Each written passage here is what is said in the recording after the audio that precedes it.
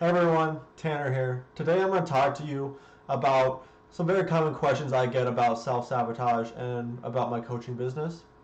So that way maybe things will click a little bit easier for you. So first, what is self-sabotage? Doing something even though you know it is wrong. That's a perfect example of self-sabotage. So maybe, you are going out to drink all night even though you have to work early in the morning, or maybe you are choosing to spend your money on something that you don't need and you know you'll need that money for something else, or possibly smoking cigarettes, eating junk food, cheating on your significant other, or just going out and sleeping with random people, those kinds of things. I know another example of this might be spending all of your money, energy, or time on things that will hold you back.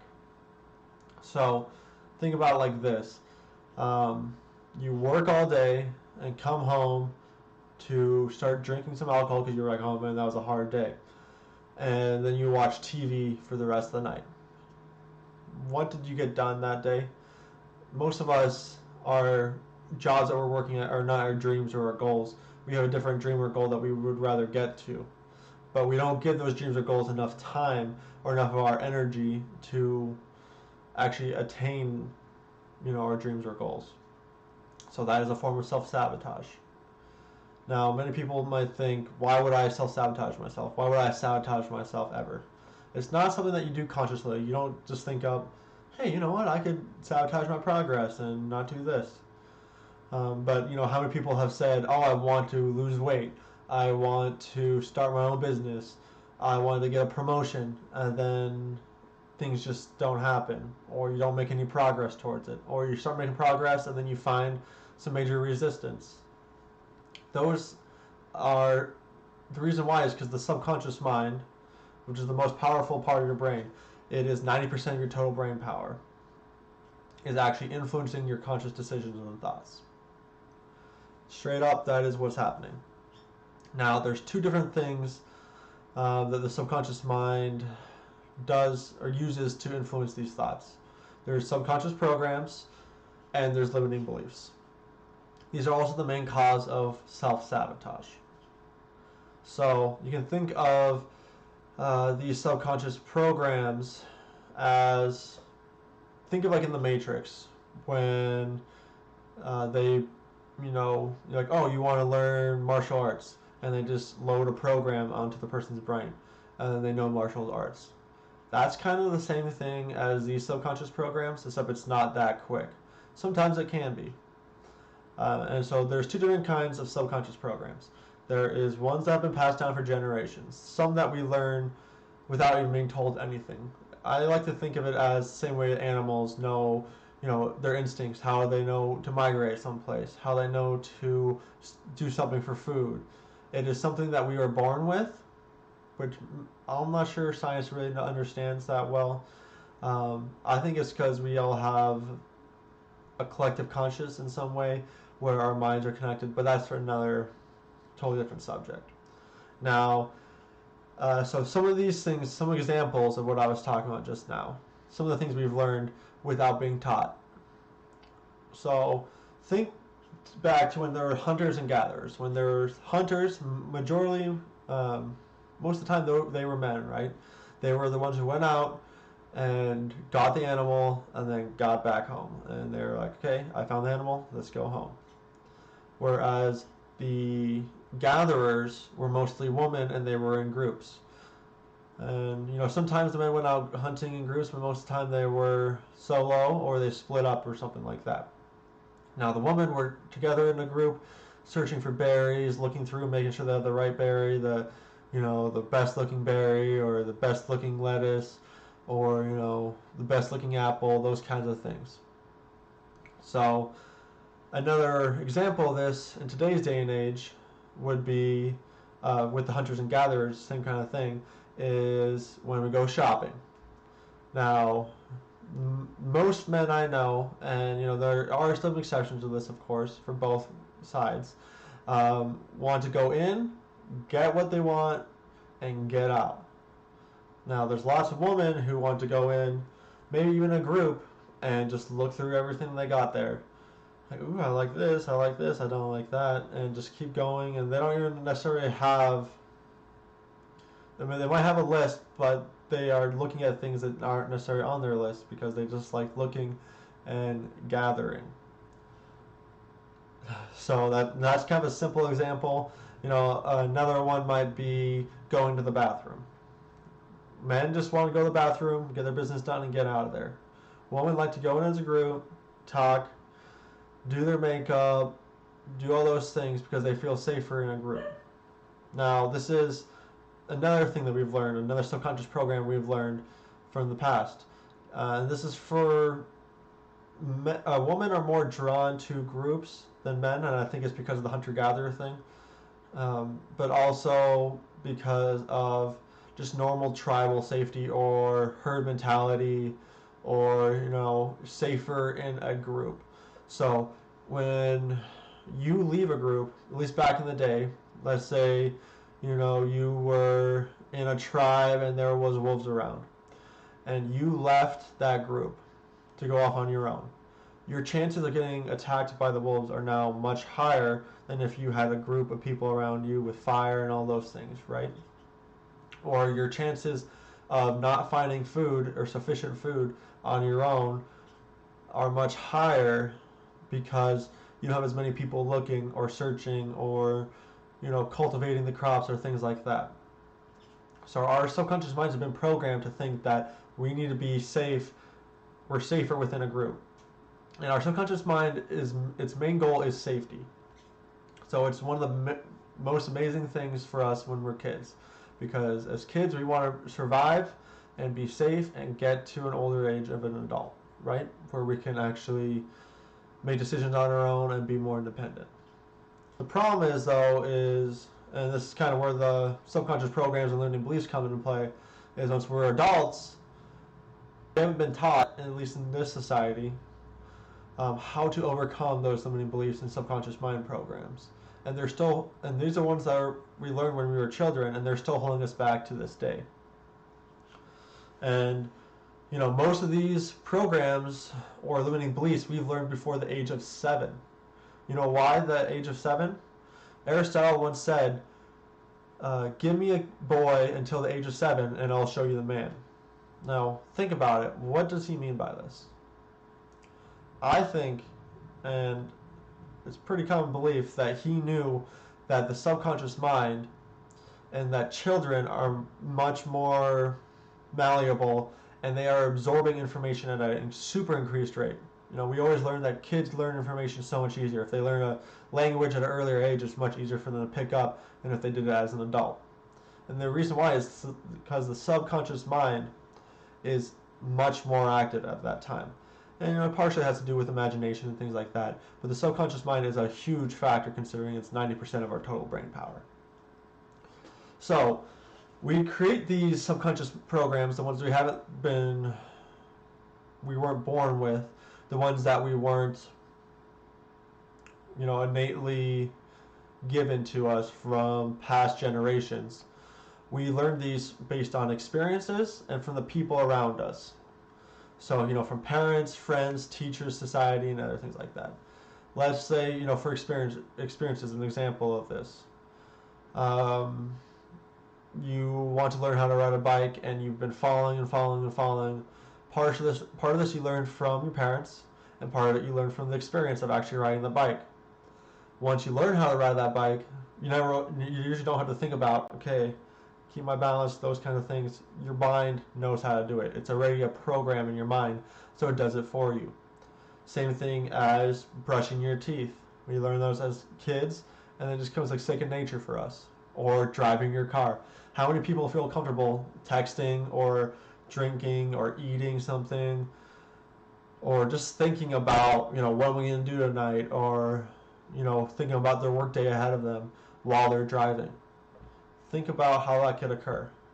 If your conscious mind is focused on something else, how could you be safely driving or even driving at all?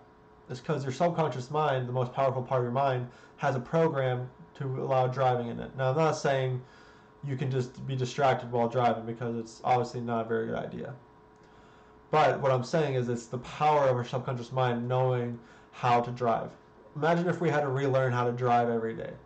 That would just be chaotic and crazy, right? So the subconscious mind is very powerful, and we need it there. We need these subconscious programs, but there's certain programs that we don't need. And that's my point, is that some of these programs are from childhood that we learn from other people that really don't serve us in any way. They might keep us safe, but that doesn't necessarily mean that safety is not always the main priority. If being safe in a society where everyone is abusive towards themselves, they eat unhealthy food, they drink alcohol, they smoke cigarettes, they do all different kinds of drugs, cocaine, LSD, everything else like that. They are abusive with themselves in workouts. We have extreme marathon runners, Spartan races, and those kinds of things. Exercise can still be a form of self-sabotage or a form of abuse to yourself. Many people who stop drinking will usually take on something like that is still kind of abusive in their way, and they don't necessarily realize that because everyone thinks that exercise is all completely healthy. But there's a point that your body can take, and then it's a little bit actually wearing down your body at that point, creating stress on your body. Okay, so I covered these subconscious programs and what they are, how we learn them, and things like that. Now let's talk about limiting beliefs. So limiting beliefs are kind of similar to subconscious programs in a way. But the thing is, with these limiting beliefs, we are not born with these limiting beliefs. Okay? So they're not like the subconscious programs where we think, we're safe in a tribe and things like that. Limiting beliefs are more like money is evil, or I'm not good enough for that person, or things like that. So an example of why we're not born with these limiting beliefs. So have you ever had a baby? Most of the kids my age may not have had this experience, but babies cry when they do not get what they want. You can also think of dogs the same way. They start throwing a fit when they don't get what they want, right? It's because they believe they deserve everything on time, when they want it, and how they want it. And if they don't get that, then they'll throw a fit because it's not, they consider themselves the most important thing in the room. They don't have a belief that that other people have priorities. They don't have a belief that they don't deserve food. They don't have a belief that they have to wait for their food.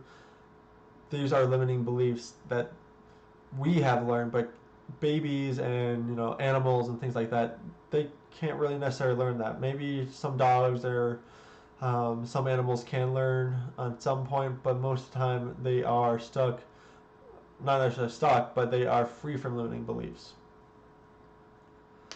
Okay, so very common limiting beliefs. And these, again, we learn from others around us, so parents, teachers, friends, siblings, society. The most common one I think I've heard are financial limiting beliefs. Money is evil. Or, people who have a lot of money are greedy. Or people who have a lot of money don't care about the rest of us. Or no one loves me. Or eating healthy is too expensive. I don't have enough experience to create my own business. Men and women are evil. I will never find anyone. So let's take the money one, for example. You think about the money, and let's say you deep down believe that money is evil and that you don't want anything to do with money. Let's say you get a lot of money and you go and you try to get rid of it as fast as you can. And consciously you might not be thinking, I want to get rid of this as fast as I can. I want to hold on to it so I can survive, right? But your subconscious mind has a belief in it that money is the root of all evil. So it's going to try to spend it. It's going to try to lose it. It's going to try to do something, maybe a car accident, you have to pay a lot of money out towards that. Or, you're going to go out and binge on alcohol multiple nights in a row or multiple weekends in a row and just rack up your bills at the bars or things like that.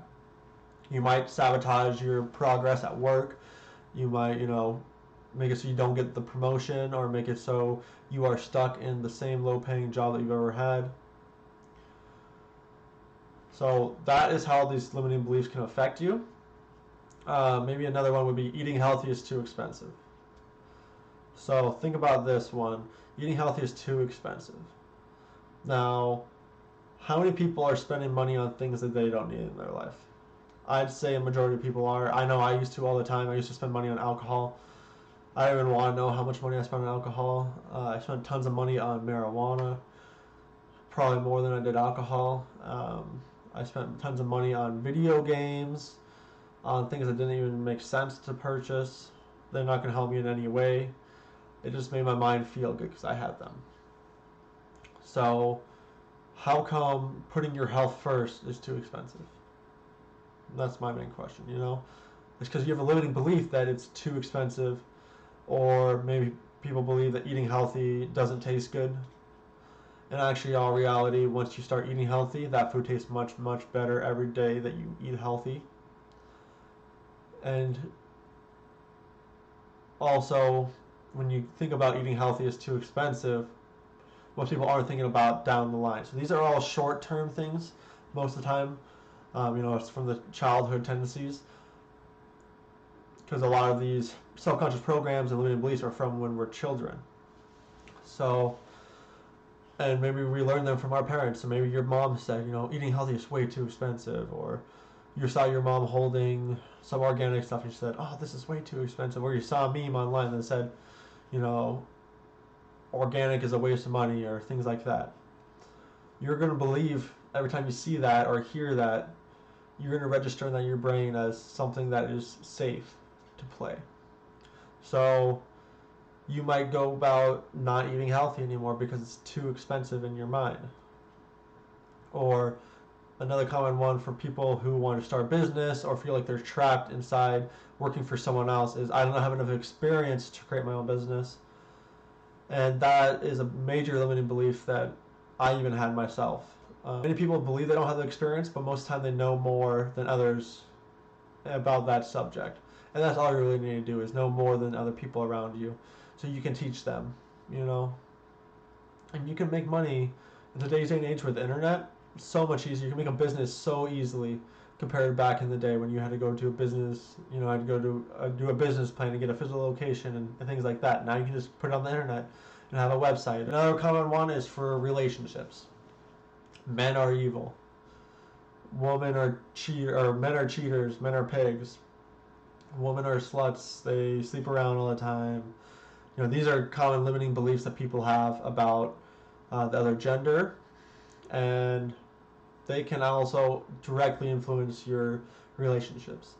So if you believe that men are evil or men are cheaters, most of the time you're being drawn to people who are evil or cheaters, or men are abusive, or men are pigs, or things like that. You're going to be drawn to those people. It doesn't necessarily make sense, but when you find someone who's nice and a better person, you'll push them away. And there's plenty of examples of this in the world, of women who just keep choosing, or men who keep choosing the wrong partner over and over and over and over again. It's because they're drawn to that familiarity. They have that limiting belief in their mind, and even though they might consciously think that they don't want that person, their subconscious mind is more powerful, and it's able to influence your conscious mind. Okay, so that is what self-sabotage is. That's what the subconscious programs and limiting beliefs are. I want you to know that you're not stuck with these limiting beliefs or subconscious programs. There are ways to reprogram them, and you can learn tricks to get your subconscious mind to listen to you and to make new beliefs, not limiting beliefs, new beliefs, and new subconscious programs that can actually benefit you. So if you understand this information, maybe you can now understand why it's so hard to make the changes that you want to make. It's not because you are thinking, I want to sabotage myself. It's because your subconscious mind is trying to hold on to what's familiar, and you have a limiting belief that is holding you back from achieving what you want. Always read more on my website. I have talked a lot about this subject in different videos and different posts. So check out my website. I have a YouTube channel as well, and my Facebook business page, and my just personal page. I usually share everything from my Facebook business page there. I also have Instagram. I'll put the links down below. Feel free to add me, and just keep an eye on this. If you guys want to get this information directly to you every time I put out something, then go to my website and subscribe to my email subscriber list so I can get you on there. And if there's any other questions you may have about this, feel free to send them in the post or in the comments down below. Or if you want me to do a future video on something that you have a question about, let me know so I can try to tailor it to those specific questions. I hope this information helped you. I love you guys, and thanks for listening.